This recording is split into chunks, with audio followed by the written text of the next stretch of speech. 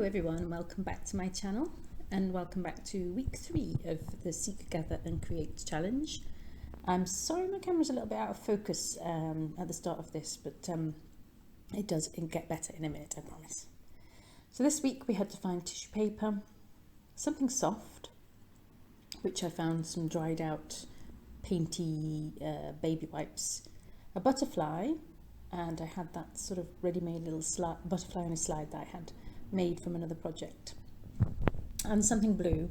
I've got blue thread there, plus some blue fabric scraps. I'm just grabbing my journal and getting it ready, grabbing some just a piece of scrap just to protect the layer below that, and I'm having to pin this down because it's getting quite chunky and difficult to work in this journal now.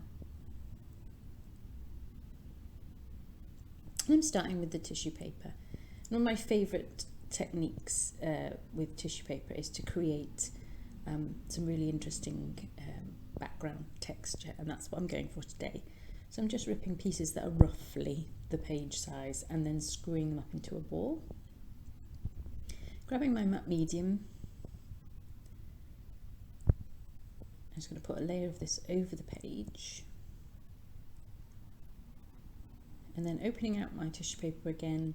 I'm going to roughly stick it down, but I want lots and lots of crinkles and wrinkles in it as I stick it down.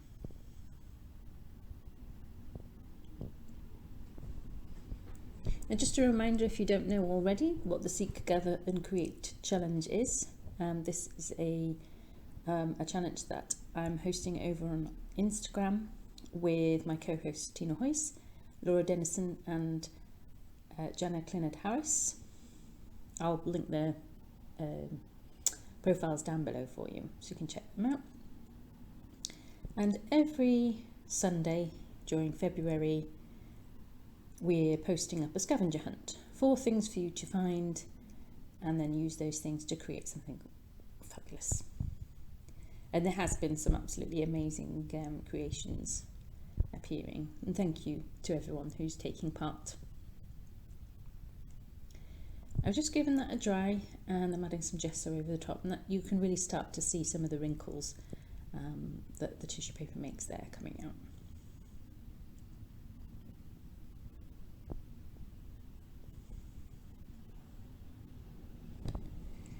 And it's not too late to join in, although we're on week 3. Do feel free to head over to my Instagram channel and check out the previous weeks and have a go. You just need to find the things on the list, create something, and then you can post it using the hashtag SeekGatherCreate so we can check it out. This is Quink ink in blue, and I'm just putting it over so that it highlights all of those crinkly textures. And obviously something on the list on the list was something blue, so I wanted to go for this colour.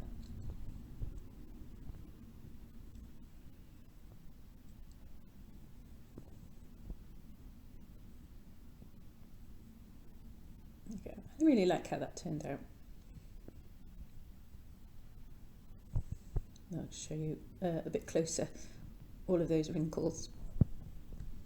I'm putting that to one side to dry and grabbing my other little bits and bobs. Now this is some baby wipes that I've used to clean up things, and then I just dry them out and keep them. I don't like throwing these things away, but they do create some nice interest in my pages occasionally. So I'm grabbing some of this blue sort of woolen thread, and what I wanted to do was create some ruches in this pale whitish one. So I'm just doing a running stitch up, and so I've got a line there, and then I'm just going to chop it at the top and carry on creating lines so that I can create a little bundle of ruching. You'll see what I mean. It's hard to explain. And this page turned out quite different than what I anticipated, and I found it quite difficult, this one actually. I like how it turned out, but it wasn't what I had in my head at all.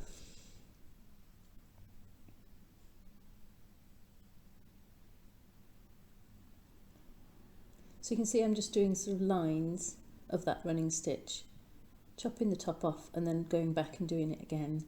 So I think I do 4 of these.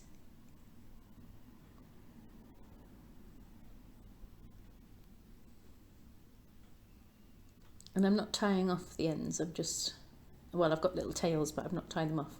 And I want to sort of pull, I just found it a little bit tricky, pull it so it sort of all ruches up together like so. And then I'm going to loop all of those little tails together and tie them off.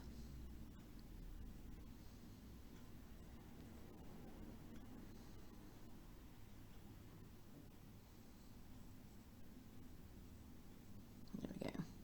And I'm just trimming that down to size.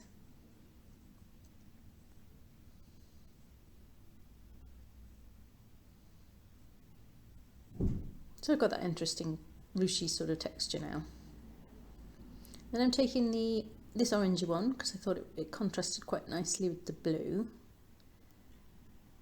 And I wanted to make, using this sort of ruchy soft piece, make a little pocket for my little slide and the butterfly to sit into, like so.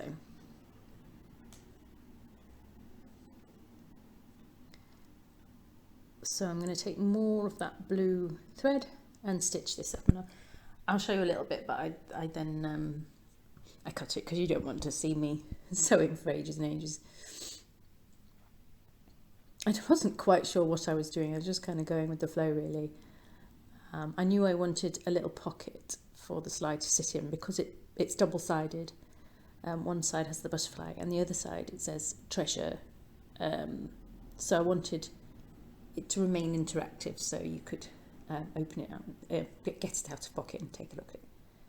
So you can see I've done just little cross stitches up the sides, and then you can see it sits nicely in that little pocket.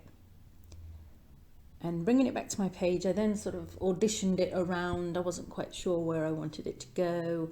I also wanted to incorporate some of these other blue fabricy scraps and that pom-pom trim. So I'm just sort of playing around with the placement of that, seeing where I like it.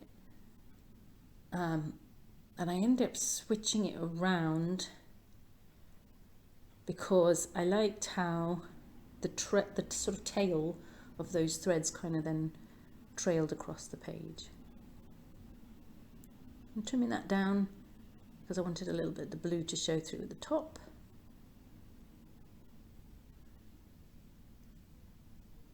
And then just deciding where I want these other little bits.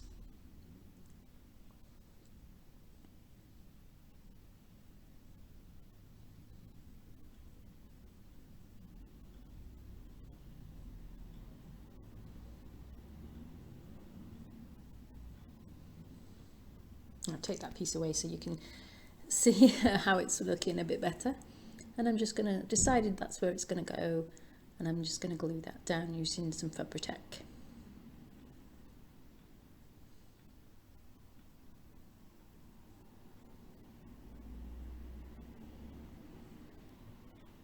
There we go. I hope you're all having a good week. Anyway, it's half-term week for me here, so I've got the kids at home. But I've had to work, so unfortunately I haven't done a great deal with them. I'm off tomorrow, so I'm hoping to maybe, well, I hope to take them and do something nice, but we're expecting a massive storm, and there's warnings about not going anywhere, so we'll have to see what the weather's doing. I think we've had very strong winds and problems with trees coming over and power lines coming over with a storm that happened a few days ago, and apparently this one coming in tomorrow is going to be even worse. So we'll have to wait and see. Okay.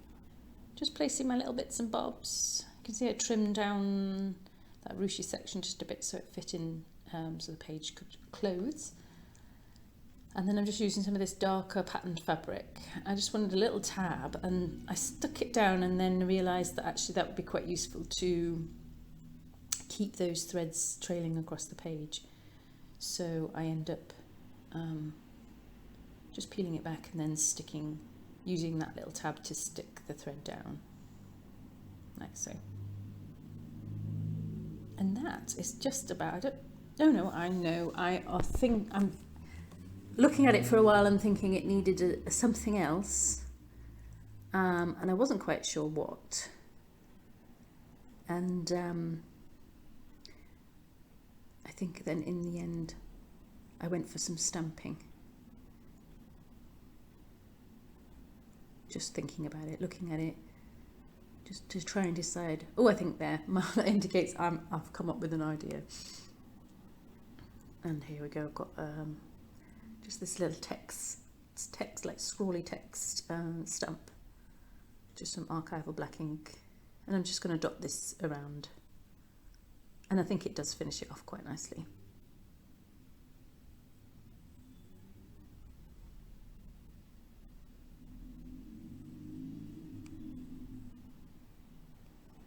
There we are.